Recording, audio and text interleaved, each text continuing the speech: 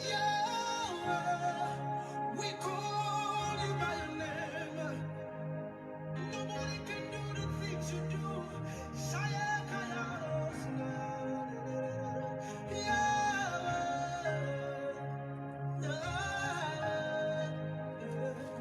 come and do what only you can do. Calling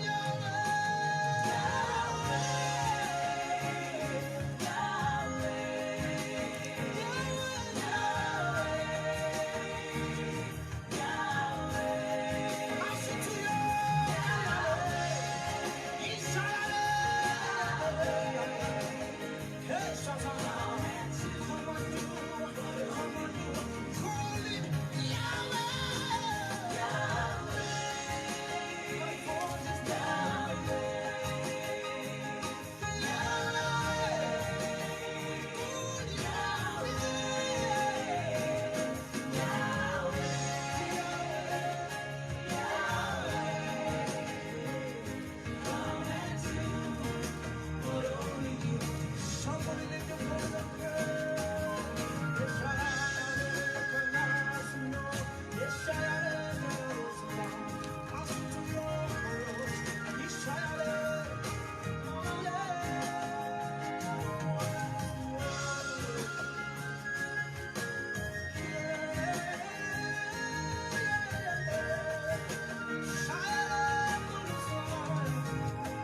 we call you by your name.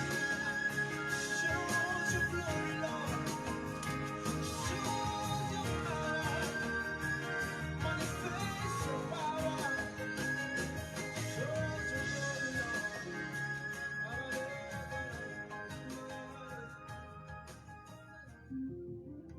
It is DJ Mosca in the mix.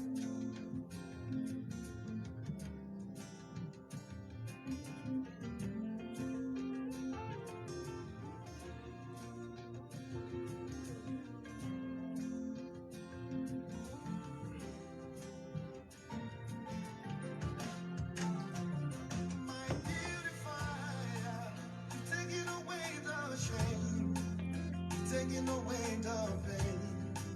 You made my life so beautiful. My beautifier, you're taking away the shame, you're taking away the pain. You made me just like you. My beautifier, you're taking away the shame, you're taking away the pain. You made my life so beautiful. My beautifier, you're taking away the shame, you're taking away the pain. You made me just like you, my beautifier. My beautifier, you have taken away the shame.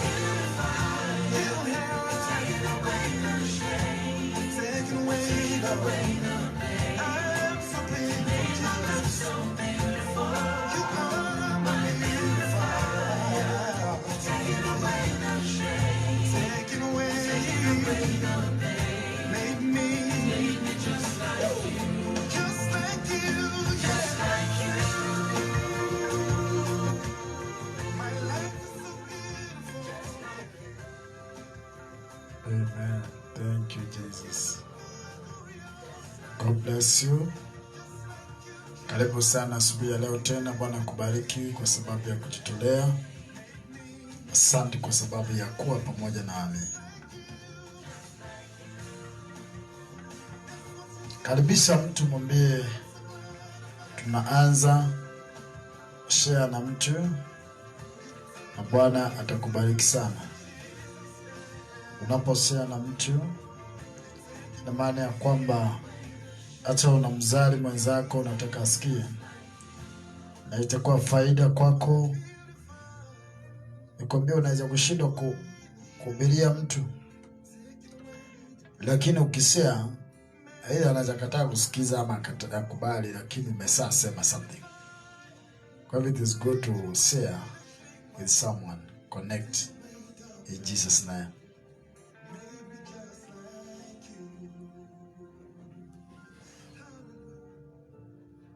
DJ Mosca in the mix.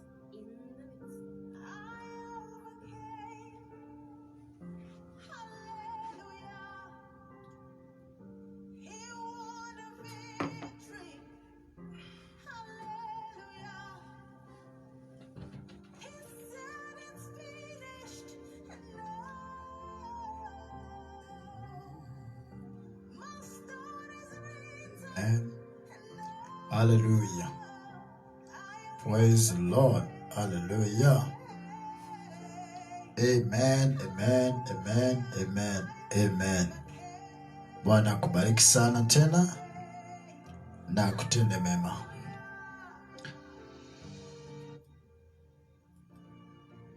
I thank God for you. Kumbuka tunaongea habari ya to be honest. Na tunaposema mtu anapaswa kuwa honest, na jingine ni kama kusema mtu mwaminifu. Wacha tuseme maneno mingi ni kama unasema holiness, unasema utakatifu, usafi, vitu zinaunganika, lakini ni kuwa mwenye haki. Ndio maana Biblia inasema kwamba wenye haki ndio watamuona Bwana. Hiyo ni Bible. So unapaswa kujua kwamba to be honest, you are not confusing yourself. Two, you are not talking the lie in your heart. You are open. Unatoa moyo wako mbele ya mwenzako. Huwezi kujifichia. You are not an hypocrite. Because many people wasema ni wanafiki. Wako na hypocrisy inside. Anaweza kuambia I'm together, tuko pamoja. I'm together with you. Don't worry. I will support you. I will stand with you. Continue. Wakati ameona kumeharibika kufika katikati na kuambia okay, nikaona anaweza kujiingiza kwa shida. That person is not honest. Because to be honest ni wakati na kusimamia maneno yako. I'm ready to die. Now, huwezi sema Petro hakuwa honest.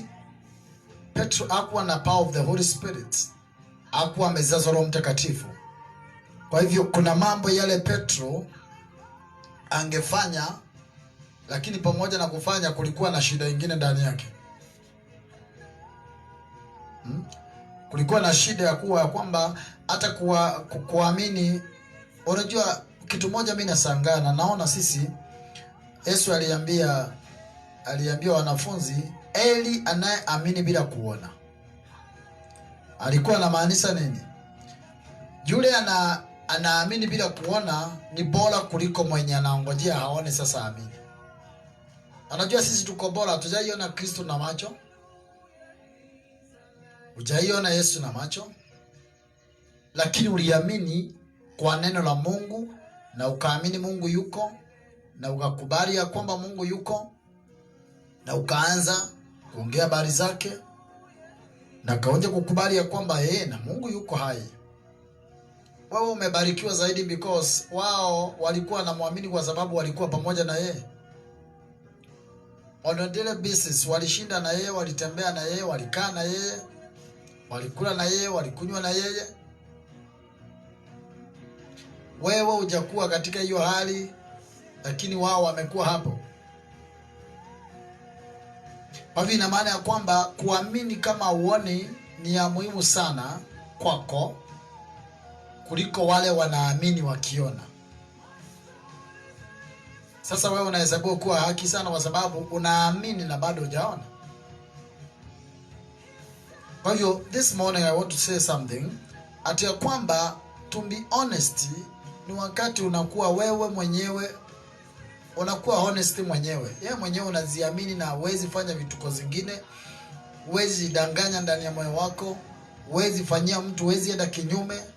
Yesu akasema katika kitabu ya Luka, mtu akiwakisha taa awekangi hukumuni chini ya meza, anawekaga juu kwa kinara ili watu wote waone mwangaza. That's a good point. Biblia inaongea habari yake. Lakini my point ni ati ya kwamba asubuhi ya leo kuna mambo yale unapaswa kuyajua bado hujayajua, lakini bado ukiyajua itakusaidia na Mungu atakuonekania. Kwa hivyo nataka tuendelee mahali tuliacha jana, na Bwana atakuwa mwaminifu na atalinda maisha yako. I know God is so faithful. Anafanya kazi kwa wale wanaomwamini. Najua utabarikiwa.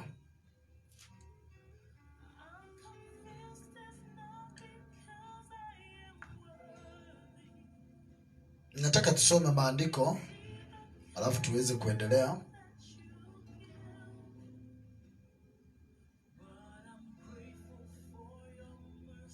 Proverbs 10 verse number 2.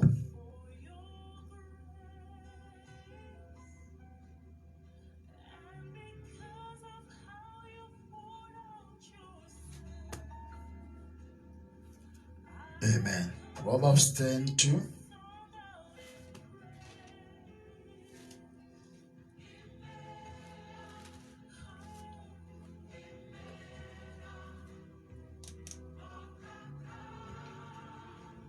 Maandiko inasema hivi. Maandiko inasema hivi. Hazina za uovu hazifaidi kitu. Nasikia? Hazina za uovu. Kwa hivyo watu wengi hule huwa wanawekea mtu vikwazo katika maisha, ni mtu anaojifanya kwamba ako sawa but ako na hazina ya uovu. Kuna mambo ameziwekea kwa moyo wake, na sasa because it's not honest kwa mwenyewe, mtu mwaminifu kwa aliyemwandika, mtu mwaminifu kwa aliyemuita, mtu mwaminifu kwa anayefanya kazi. Unasikia watu wakisema ya kwamba mimi najua fulani mwaminifu, hata tukifanya kitu na yeye hawezi sema. Hiyo inamaanisha nini? Huyo mtu kuna mambo unaweza fanya na yeye. Kuna watu wanaiba pamoja na wawezi kusemana. Until wakati ataingiza mtu aliye na uovu ndani. Na unajua uovu unaingia wakati kama ni mtu sasa katika mambo mnaofanya aingiwe na jealousy, aone kama unafaulu kumuliko. Huyo ndio wivu. Kaini na Abel walienda kutoa sadaka, na kila mtu alikuwa na vitu zake, mmoja za samba, mwingine za kufuga. Kaini akachukua vitu za samba zile alikuwa amebakiza huko after kuuza, either I think kama kuna mtu alikuwa anauzia, ama zile mabaki ya huko after kutoa zake. Abel wakatoa kondoo nzuri zilizokuwa nono, wakapeleka mbele, wote wakajenga madhabahu, wote wakatoa sacrifice. Biblia inasema kwamba wote walitoa, but ya mmoja ikakubalika, mwingine kukataliwa. Kaini akaingiwa na ubaya. Na akasikia ndani yake ni kama yeye mwenyewe amedharauliwa, lakini yeye ndiye alifanya vibaya. Akawa na ubaya na ndugu yake. Sasa hata akienda kumwambia wakacheze, alikuwa na plan. Tutaenda kucheza ni mgonge nini aseme. Kwa hivyo watu wengi hata mtu anaweza kukuambia muende mahali lakini ana plan. Watu wangapi wameshikwa kwa nguvu wakalipiwa na marafiki zao. Na hiyo mtu amekuwa close na yeye, mnatembea na yeye, mnaongea na yeye, mnaonekana na yeye kila mahali. Anakuja kwako si nini? Alafu sasa yeye mwenyewe anakudanganya na anaenda anakufanyia kitu. Na anafanya unyama. Si ile ati hata mnasaidiana. Wengine wanauawa, wengine wanafanywa vitu. Sasa unaona huyu ni betrayer. Mtu ni mtu anakuweka kwa mtego, anataka kukumaliza. Kwa hivyo kitu ya kwanza kile unapaswa kujua, hata watu wale ukaa na wao, wale unaishi na wao, don't talk to people your things if you don't know them. If you don't talk to them. Sababu kuna watu kweli, mimi mbeleni mtu mmoja aliniambia, unajua kuongea ni kuponya moyo wako, si vizuri kunyamaza. Lakini sasa shida moja nilikuwa nayo, sikuwa najua uwezi uongeleshaji kila mtu. Nilifikiria kwamba bora tu naongea ile kitu ikuondokee. Na wengi wetu hufanya hivyo. Unaongea na mtu unamwambia sasa nimekuwa nimekuwa hivi, lakini it's not the right person. When you talk to him or to her, when you talk to them, they are not the right person, people. They are not the right people. When you talk to them, mtu anaziuliza utamaliza saa ngapi akaambie mwingine. Kwa hiyo mtu honest, hiyo mtu kabisa kile amefanya ni kukumaliza. Because anaweza kuwa hata unaongea na yeye anakume ninafikia mwenye unamweleza habari zake. Na ndio maana Biblia inasema kwamba mambo mengine tu naambia Mungu. Watu wengine hata watumishi wa Mungu, mtu anaambiwa maneno na anayehubiri kwa madhabahu. Unasikia akona topic, lakini ni wewe tayari ametengeneza topic according to vile ulimweleza maneno. Hivi vitu zingi ziko kwa watu mpaka watu wengine wanashangaa. Na unajua kitu ya kutengeneza haiwezi saidia watu na haiwezi komboa mtu. Mwingine atasema amen, lakini kuna mwingine anaumia. Lakini when you are honest, your heart is connected, yani utaki kuunganisha vitu, moyo wako. Sasa niseme mambo matatu. Mambo matatu ya nataka kusema. Unaona hapa Biblia imesema hazina ya uovu izifaidi kitu, bali haki huokoa na mauti. Hazina ya uovu. Kwa hivyo kuna watu wengi wanakuwa na hazina ya uovu. Na watu wengi wale wanakuwa na maovu yao, wanatafuta watalivenjia na nani? Mtu anaweza beba ubaya ndani yake for long time because of someone, na anatafuta ni wapi anaweza revenge. Na akipata nafasi, anahakikisha amekumaliza. Lazima ushike the point. Bila Mungu operate katika maisha ya wanadamu. You must understand the Holy Spirit vile ana operate. Sababu Roho Mtakatifu operate kama wanadamu. I think understanding ni ile ya kujua kwamba ukweli nimeokoka. Na sina haja ya kukuuza watu wengine, na sina haja ya kuingilia watu wengine. Wacha nishughulike na maisha yangu. Sababu maisha yako ukiishi nayo, ufuate Mungu mwenyewe bila kujiingiza kwa vitu. Hebu tusome maandiko mengine. Proverbs 3 verse 27.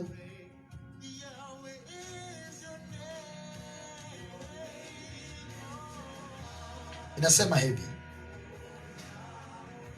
usiwanyime watu mema yaliyo haki yao. Kama una jambo nzuri liachilie kwa watu. Usiwanyime watu mema iliyo haki yao, ikiwa katika uwezo wa mkono wako kuyatenda. Mtu honest ni kwa sababu ya kwamba siwezi kukuomba kitu na uko nacho na ninaanza. Kama uko honest utanisaidia. But how many people they lie? Watu wengi udanganya, wanasema ubaya wa mambo hayo. Sema sina kitu. Unakataa, na huyu mtu anajakuwa tu Mungu alikuwa amemuongoza kwako na amekuomba ile hata $1 hata 500. Unamnyima. Unaenda hasara ya $10. Unashangaa leo ama ni vile ule mtu akasema hapana, mbona mtu anaingilia wapi? Sometimes Mungu hufanya vitu kama hizo. Inasema tenda mema kwa watu na wakati iko katika uwezo wa mikono yako. Kitu iko katika uwezo wa mikono yako ni kusema ya kwamba una afford kunipatia hunga na ubaki hauna njaa. una afford kunipatia 10,000 na ubaki bado you are not strong. Hiyo inaitwa uwezo wa iko katika uwezo wako. Uwezo wa mtu ni kusema ya kwamba I can give you 100,000 na still I'm moving on because that is not only my money I have in my accounts. Kwa hiyo ndio inaitwa sasa uwezo, katika uwezo wako. Sababu kile akiwa katika uwezo wako ni kusema ya kwamba wewe hauwezi toa hizo, aidha utoe ukwame. Kwa hivyo katika uwezo wako hiyo. Mambo yale watu hufanya katika mambo ya kuwa honest ni vile mna relate na watu. To be honest, haionekanangi kwa wewe peke yako. Ni how you relate with the people.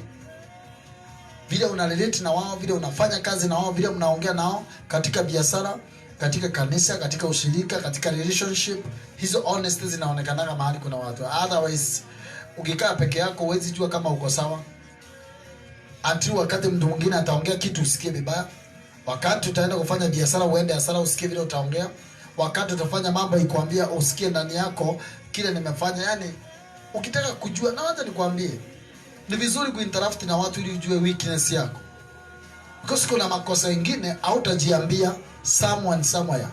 Somebody somewhere atakwambia wewe na unakuwa na hasira sana. Mwambie hapana, sikuwa na hasira.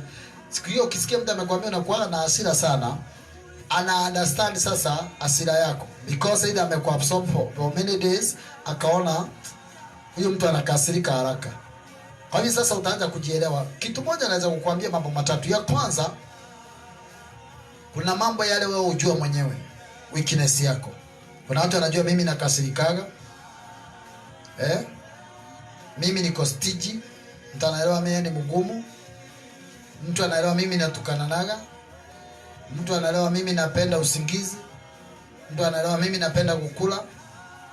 Lakini kuna zingine wewe uelewi, mwenye mko naye ndiye anakuambia, ndiye anajua uko hivyo. Kwa hivyo lazima uruhusi mtu akwambie. Mtu anakuambia unakuwa na pride, unamwambia mimi nakuwa na pride wapi? Sasa huyu anajua uko na pride because amejua behavior. Number 2, kuna ingine inaonana na watu hidden. Saa ingine hata vile mtu anakaa, vile anatembea, vile ana relate na watu, vile anaongea, unasikia atasema unaona vile amevaa, hiyo kuvaa iko sawa. Lakini ukitoka kwa nyumba wewe huko na shida ya mavazi yako.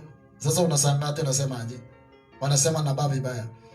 Hakuna mtu anasema una baba vibaya. Inaonekana because kuna vitu za kuona na watu. Kwa hivyo lazima ukubali ukosolewe, lazima uzikosoe, na lazima ukubali kukosolewa. Because in this life haujui mambo yote. Kwa hivyo kama huwezi kubali mtu akukosoe na kuonyesha the problem, akuonyesha wewe mahali umepotezea njia, utakuta anytime uko na a lot of weakness in your life, na because hutaki kuambiwa, mambo mengi sana itakuharibia. Many people, they don't know how to talk. Hata kwa mbosi zao, they don't know how to respond.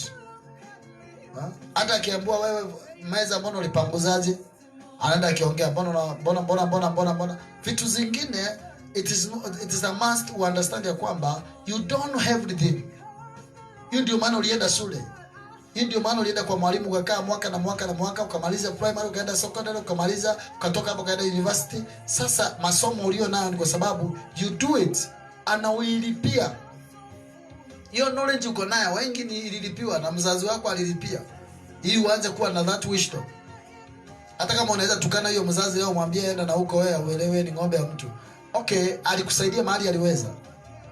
You know the state of this country, ama nchi yetu sahi, umaskini na hali mahali imefikanisa na watu. The point is, lazima uwe honest to yourself. Na hiyo ndio inaweza kukusaidia. Kwa sababu watu wengi they are not honest to themselves. If you are not honest to yourself, what do you think? Thessalonians 4 verse 12 inasema hivi.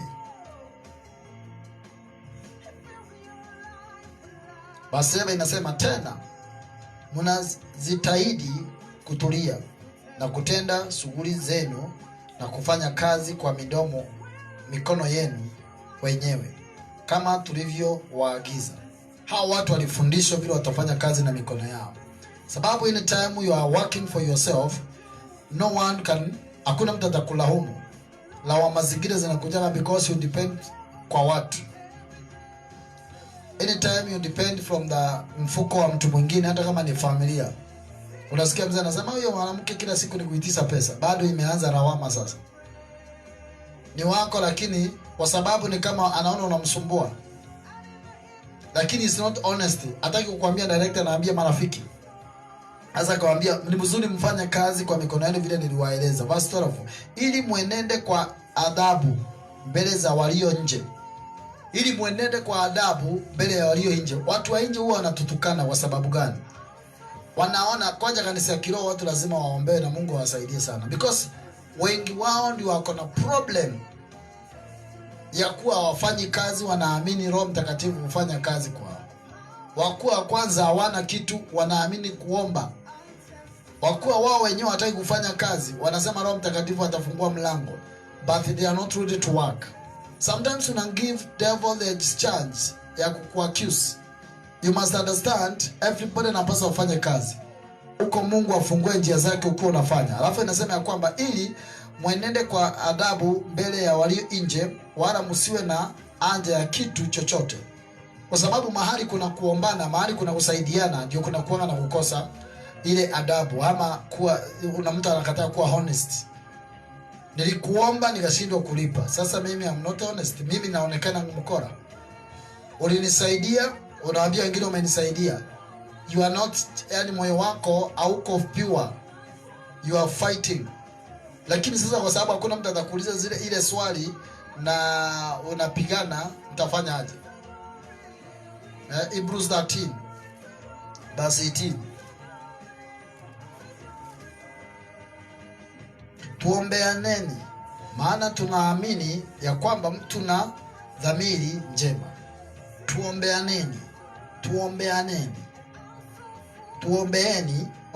Tuombeeni, maana tunaamini kwamba tuna dhamiri njema, tukitaka kuwa na mwenendo mwema katika mambo yote.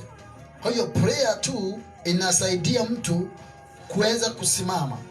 Kama mnaniombea hata mimi nitakuwa honest, nitaanza kuwa mtu ana nguvu ya kuongea. Wakati unaniombea unaambia Mungu saidia huyu aongee neno litakao nisaidia. God ananipatia the straight word itakao saidia maisha yako. Because sometimes si neno tu unataka, you need something can help your life. Kwa hiyo anaposema tuombeaneni, anamaanisha ya kwamba tuombeeni sisi. Kwa sababu hata wao ni wanadamu wa kawaida. Kuna vitu hawezi fanya. Romans 13:13. I believe 13:13 inasema nini? Kama ulivyoshukia kama ulivyo ushika na mchana, na tuenende kwa adabu, si kwa ulafi na ulevi, si kwa ufisadi na usherati, si kwa ugomvi na wivu, bali mwaeni Bwana Yesu Kristo, wala msiangalie mili, msiuangalie mwili hata kuacha tamaa zake, msifuate. Angalia sasa maisha anaoongea Paulo. Verse 13. Kama ilivyo ushika mchana na ulikubali, tuenende kwa adabu, ili kwa ulafi na ulevi, na si kwa ufisadi na usherati, na si kwa ugomvi na wivu. Kwa sababu gani? Bali mvaeni Bwana Yesu Kristo. Wakati umevaa Kristo, hiyo ndio inamaanisha kuvaa. Hiyo kitu inakunyima nafasi ya kufanya against the will of God. Unajua sisi kitu kile tunafanyaga kinatusumbua, tunafanyianga watu wengine vitu vibaya. Unafanya kinyume na watu wengine, unafanyia watu wengine mambo mabaya. But hakuna mtu anaweza kukuambia you are doing the wrong thing. Na unajua watu wengi hawataki kuambiwa wamefanya the wrong thing. Chapter 12 verse 17 nasema hivi: msimulipe mtu uovu kwa uovu, angalieni yaliyo mema machoni pa watu wote.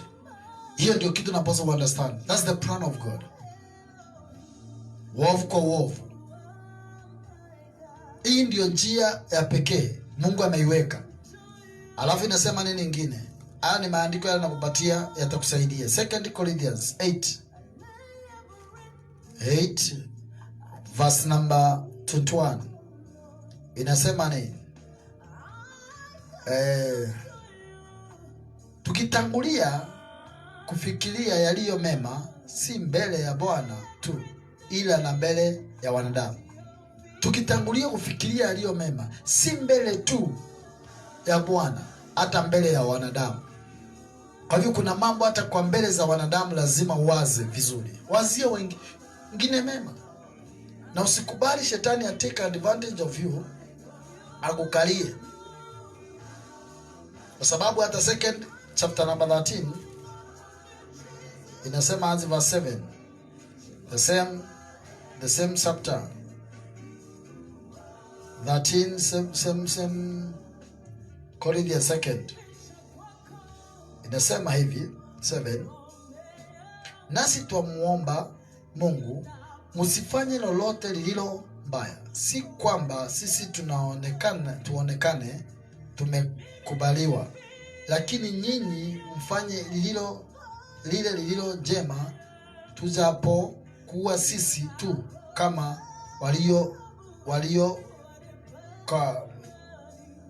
yaliyokataliwa. Anasema msifanye mema mbele ya macho yetu. Ati unajua kuna mtu pretender. When you are there anaongea vizuri.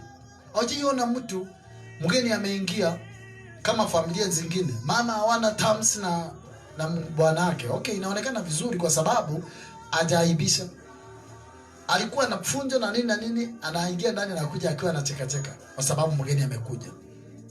But wacha mgeni atoke. Akiteremka tu kaenda nikastea sema kama ni mahali nakaa. Mwambie si ati ni mgeni tu. Mgeni kwa nataka aondoke. Yes, tuendelee. Sasa yeye ameficha makali. Ameficha kwa mgeni. Mgeni ameondoka, mwambia ulikuwa afika imeisha. Ni vile fulani ameingia, by the way ni siku nataka kuleta aibu hapa. Lakini tuendelee. Okay, ni nzuri. But the fact is, huyu mtu anaweza jua ku pretend. Huyu mtu anaweza jua ni mambo ngapi anaweza pretend. Ni mambo ngapi anaweza ku pretend ndani yake.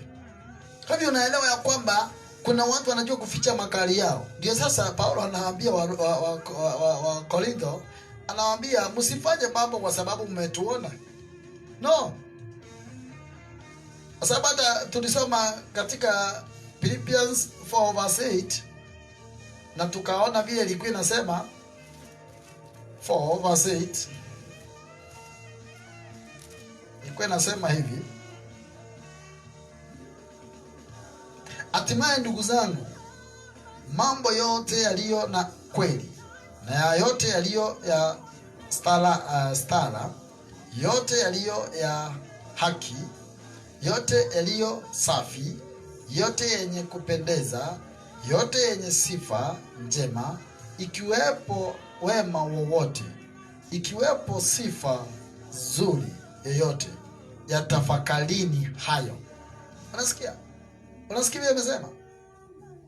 Yote yaliyo kweli, yote yaliyo star, yote yaliyo haki, yote yaliyo safi, yote yaliyo yenye kupendeza, yote yenye sifa njema, ikiwepo wema wote, ikiwepo sifa nzuri zote, yatafakarini hayo. Mambo hayo 9 tuliojifunza kwenu, mliojifunza kwangu na kuyapokea na kuyasikia na kuyaona kwangu, yatendeni hayo, Mungu wa amani atakuwa pamoja nanyi. Hiyo ni mambo umejifundisha. Kwa hivyo tabia ni mtu anaamuaga, I will never live like this, I will live like that. Sitaishi namna hii, nitaishi namna hii ingine. Sitakaa hivi, nitakaa hivi. Sitaongea uongo, nitaongea ukweli. Sitatukanana, nitabariki. Sitaongea hivi, sitawekelea mtu. Uamuzi. Be honest to yourself. Do honesty to others. Please. Usikubali mtu aingie kwa shida because of you. Kuna watu wamefutwa kazi kwa sababu ya wengine hapa. Kuna watu walitoka kwa mama zao kwa sababu ya wengine. Kuna watu waliacha kazi kwa sababu ya watu wengine. Kuna watu walikufa kwa sababu ya wengine. Kuna watu wakosel kwa sababu ya wengine kuongea uongo juu yao. Kama mama mwingine nilikuwa naona akilia, akisema alisikia vibaya sana, alidanganya. Aliambia mtoto wake aseme ya kwamba baba yake alimlepu na ilikuwa uongo. Sasa nilimuona akienda kwa police cell kule complete kusema ya kwamba haikuwa kweli, ni mama alimuingilia because walikuwa na uchungu na alikuwa na ubaya na baba yao. Sasa unaona mama anaingiza mtoto ubaya mpaka anakosanisa watoto na baba, mpaka baba amefungwa. Na unajua alikuwa amefungwa selo ya maisha. I don't know kesi iliendaje. Nilionaga tu kwa TV, lakini the point is wakati wote unaona umewekelea mtu uongo na umefanya kitu kitafanya mtu aumie, juu ya kwamba unailipa mara 10. Because unaweza wekewa kiuongo kitakuwahi kumaliza, kitawahi kuwa kibaya zaidi. Na ndio maana nasema kwamba ningependa sana niwekee uongo wakati I'm right. Sijafanya kitu yoyote kia kufanya niwe ati nimewekea uongo, lakini juu ya kwamba anything you can deal nayo na kama utaki mtu maishani mwako, muondoe na njia iliyo sawa. Mungu akubariki sana asubuhi ya leo. Ni vizuri sana ujipange kuwa na moyo unaokubalika na watu na unaokubalika katika maisha. Usikubali shetani atake advantage of you, aanze kukutumia mahali upasi kutumiwa. Umebarikiwa, wewe ni mwana wa Mungu. Kumbuka maombi, tumeomba, tumekuwa jana tumeomba na tunaendelea kuomba. Hiyo siku ya Tuesday nataka kuiweka katika mtandao wa maombi. Na tutakuwa tunakubaliana ya kwamba nataka watu wale wote walikuwa katika prayer, tutasikana pamoja, tujue how to pray na tuifanye, kwa sababu kuna wale wanipigia simu wananiambia hiyo maombi imekuwa smart, wamebarikiwa, wamekuwa na breakthrough. I thank God because of you. Kama ulifanya kitu zaidi fanya hivi karibuni, Mungu akubariki sana. Maombi ikiwa na kuunganika, Biblia inasema tuombeane, za tusiase kuombeana. Maombi ya group inasaidiaga. Na tukiendelea hivyo Bwana atatufanya. Hata nilifikiria watu wote wale wamekuwa kihusika, tukifanya hata kikundi kama ni group ya WhatsApp, mahali mnaweza ongea nyinyi kwa nyinyi na mnasema nyinyi mnaomba, mnaungana in the spirit. Mkikubali hiyo, mtaniambia, because huwezi fanyia watu group kama wataki. Nowadays unajua watu lakini si group ya machengejo na mateso, ni group ya maombi. Sio, kuna group tofauti. Mnafanya na yako kile kinastahili.